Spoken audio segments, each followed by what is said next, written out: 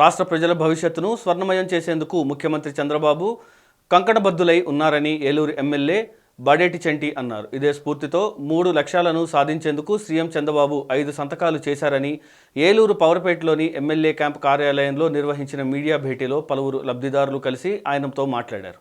అనుభవజ్ఞులైన చంద్రబాబుపై ప్రజల్లో ఉన్న అచంచలమైన విశ్వాసమే కూటమి విజయానికి కారణమైందన్నారు. ప్రజలిచ్చిన అధికారాన్ని బాధ్యతగా స్వీకరించి చంద్రబాబు ముఖ్యమంత్రి అయిన వెంటనే ఆ దిశగా చర్యలు ప్రారంభించారని అన్నారు.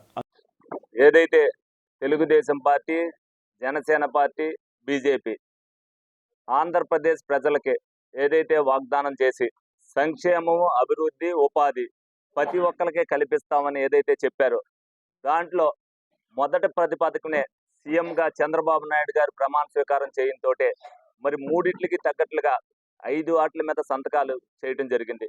ఏదైతే డిఎస్సి ఉపాధి మీద హామీ ఇచ్చారో ఆ ఉపాధికి సంబంధించి తప్పనిసరిగా అందరికీ కూడా ఏదైతే ఉద్యోగాలు ఇస్తామని చెప్పి ఇచ్చారో మొత్తం అందరూ కూడా టీచర్లందరికీ కూడా డిఎస్సి ద్వారా 16,000 చిల్లర ఉద్యోగాలు భర్తీ చేయడం జరిగింది.